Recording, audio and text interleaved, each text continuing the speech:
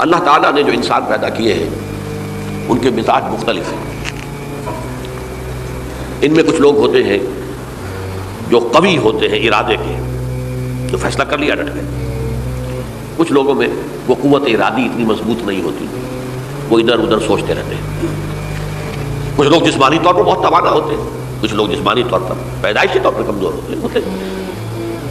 تو اگر کوئی قوت ارادی کمزور رکھنے والا شخص ہے، وہ بھی تو اللہ کی تخلیق ہے، اللہ کا بندہ ہے، خطاؤں کا ظہور ہو جاتا ہے، توبہ کرتا ہے، پھر کچھ عرصے کے بعد پھر خطا کا ظہور ہو جاتا ہے، پھر توبہ کرتا ہے.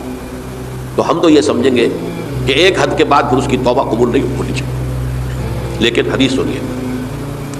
وعن ابی ہریرہ رضی اللہ تعالی عنہ قال قال رسول اللہ صلی اللہ علیہ وسلم ان عبدا اذنب ذنبا، یقیناً ایک بندہ جو ہے وہ ایک گناہ کرتا ہے. فقال، پھر وہ کہتا ہے رب، اے میرے پروردگار، اذنبت فاغفر لی، مجھ سے گناہ ہو گیا ہے، مجھے معاف فرما دے.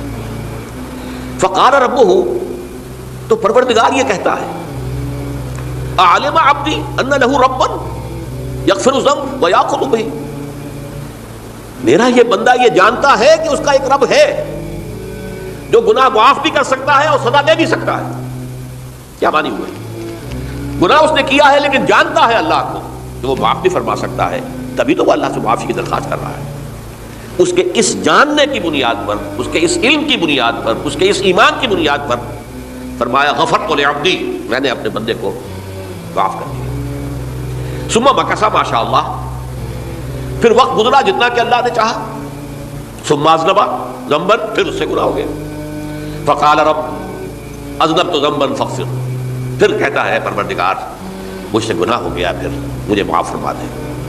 فقال ربہ، اللہ فرماتا ہے عالم عبدی ان لہ ربا یغفر الذنب ویأخذ بہ، میرا بندہ ہے نا جو جانتا ہے کہ اس کا ایک رب ہے، ایمان باللہ اس کے اندر ہے، تبھی تو پکار رہا ہے. اور یہ بھی جانتا ہے کہ وہ گناہ معاف بھی کر سکتا ہے اور چاہے تو پکڑ بھی سکتا ہے، سزا بھی دے سکتا ہے. تو فرمایا، اللہ تعالیٰ فرماتے ہیں میں نے فرمایا کہ میں نے معاف کر دیا. ثم مکث ما شاء اللہ، پھر ایک عرصہ گزرا اس کے بعد.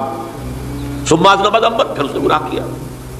قال رب اذنبت ذنبا آخر، اس نے کہا پروردگار میں نے تو پھر ایک اور گناہ کر دیا، فاغفر لی، مجھے بخش دے. فقال اعلم عبدی ان لہ ربا یغفر الذنب ویأخذ بہ، میرا بندہ جانتا ہے نا کہ اس کا ایک رب ہے جسے وہ پکار رہا ہے، اور وہ جانتا ہے کہ اسے اختیار حاصل ہے کہ چاہے تو بخش دے اور چاہے تو پکڑ دے. اس کے اس علم، اس ایمان کی بنیاد پر میں نے اسے معاف کر دیا. ایک اور حدیث، میں نے چونکہ اس گفتگو کے لیے ان احادیث کا تفحص کیا ہے، یہ تو بہت ہیں حدیثیں، میں نے ان میں سے کچھ چنی ہیں.